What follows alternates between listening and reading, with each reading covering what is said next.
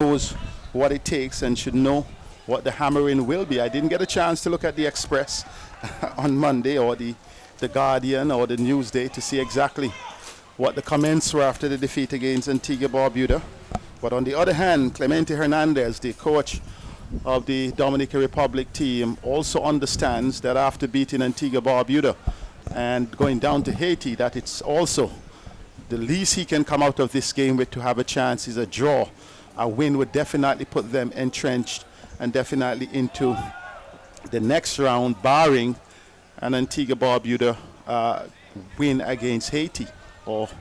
So it's pretty much an interesting setup here because, as we mentioned, Haiti, they're at the top of group on 4 points after a win and a draw. Antigua Barbuda and the Dominican Republic, they're on 3 points, a win each, with Antigua Barbuda having a +1 goal difference, the better goal difference. Trinidad and Tobago on 1 point, setting up this group. Free kick taken. Plata sends the ball aerial, controlled there by Aubrey David for Trinidad and Tobago. Trinidad and Tobago in defense, side the center. Leonardo.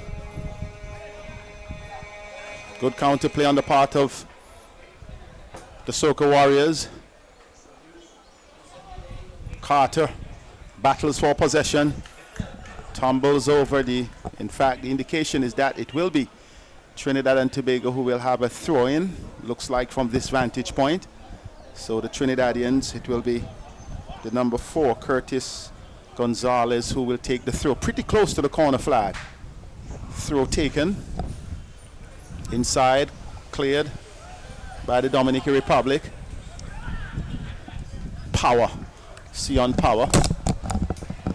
Gonzalez. Lloyd, the goalkeeper. Clears. In fact, Williams, the Trinidad and Tobago goalkeeper. Trinidad, though, I thought came into the game surprisingly against Antigua Barbuda without Jocelyn, the most capped player in this team, and not only the most capped player but their most notable goal scorer. But he's starting in today's game, so coach Hudson Charles deciding to make the changes. Well, Seth, I don't know what's the thinking in the Trinidad and Tobago team in terms of who they start with or who they don't start with, but I get the impression that Trinidad is playing this on a tournament style situation. I break because there might be a chance here for Trinidad, no, but it was cut out by the Dominican Republic. The point I'm making is that I think Trinidad realized that if they're going to go all the way, they're going to have to use all their players. And people like Jocelyn, who they're going to depend on, if they get to the start stage of the tournament, they want them to be as fresh as possible. That's my reading of the situation. I could be wrong, but I don't think they had wanted Jocelyn to be playing against Haiti and Antigua and Barbuda to be roughed up or even injured, and then if they were able to qualify for the latter stages, that they don't have his services. So that's my reading of it, because also reading an article in the Jamaica Observer newspaper, the assistant coach of Jamaica, Alfredo Monteso, was also making the point that they have indicated to the Jamaican players that this is a tournament for all 23 players, not just for 14 or 16 players.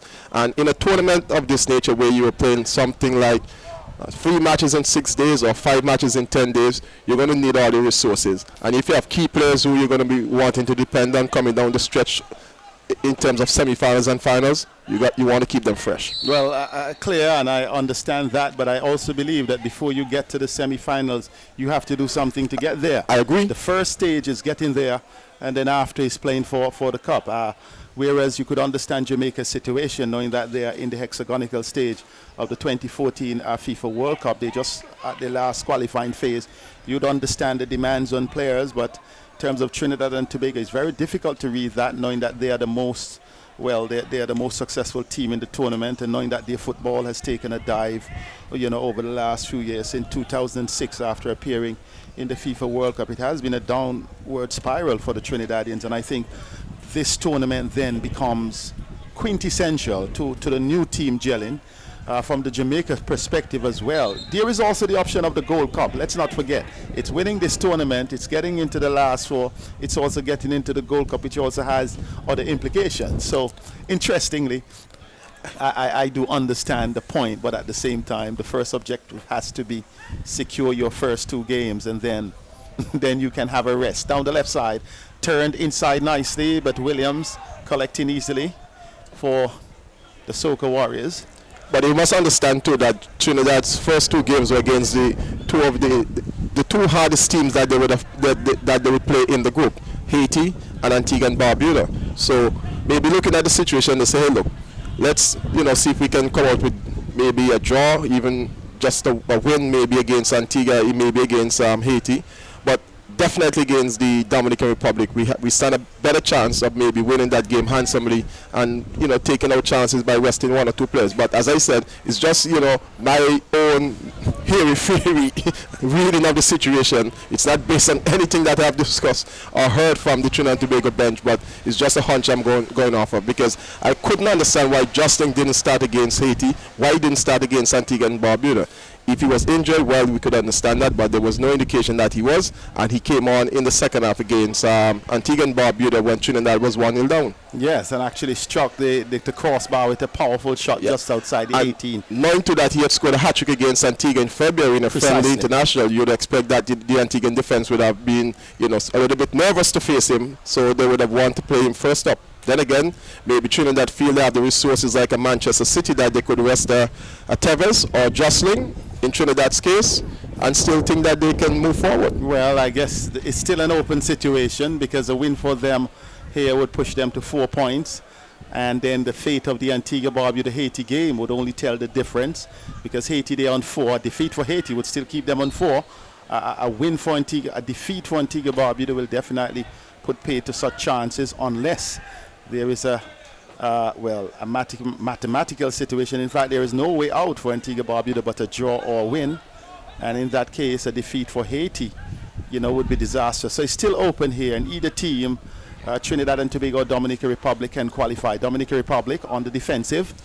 At the press conference at the end of the Antigua game, the head coach of Trinidad and Tobago, Jamal Shabazz, was making the point that they still feel that they're in with a chance of moving to the semi-finals, and he was making the point that they will be playing the Dominican Republic first, and then when this game would have finished, then the Antigua or Haiti would know what they would have to do. So the pressure would be on them for a result, as opposed to Trinidad going into this game knowing that they must win, and if they can win by at least 2 or 3 clear goals, things will be looking good for them.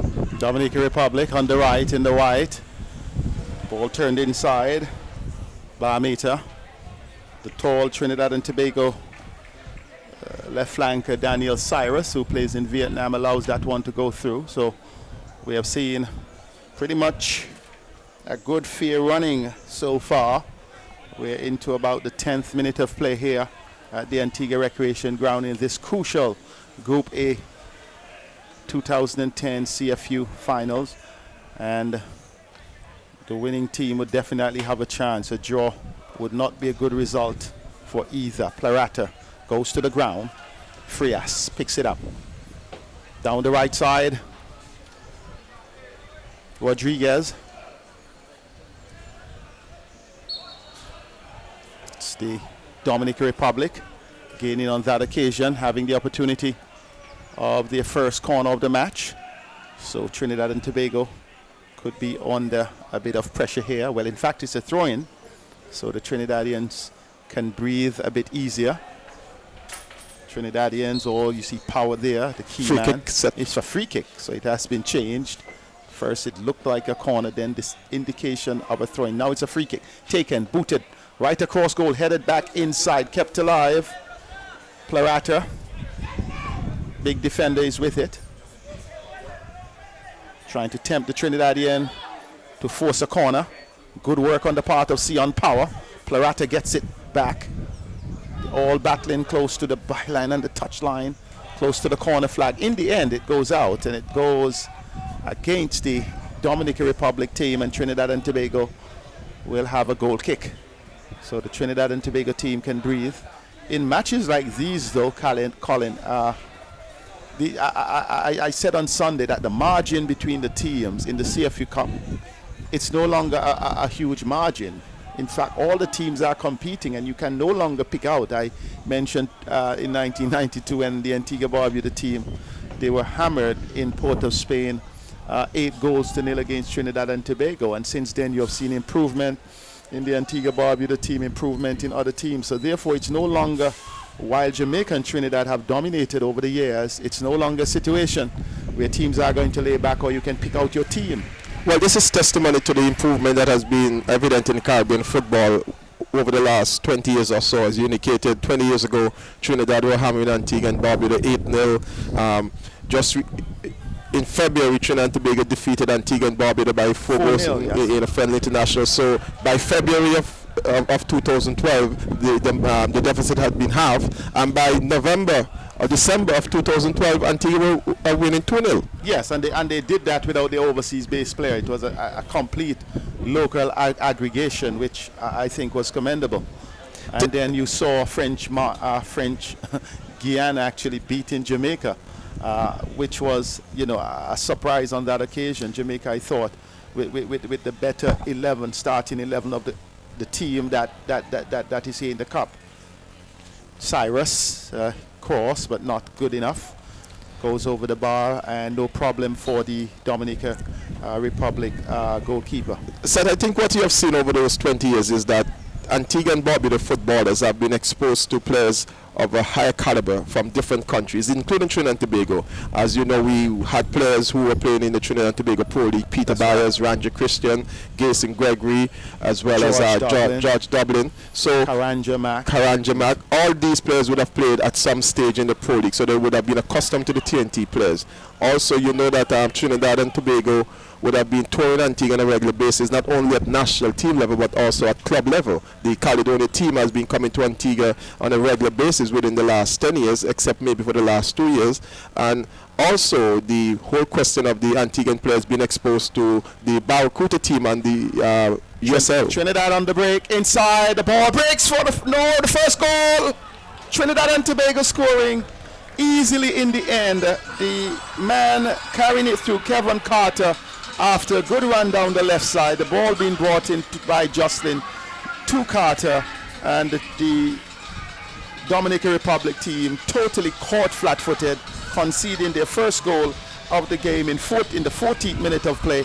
Trinidad and Tobago 1, Dominican Republic 0, and the Trinidadians are certain. Here is it, the goalkeeper bobbling the ball in the end and taking the ball across the goal line. Well, I don't know if that is going to be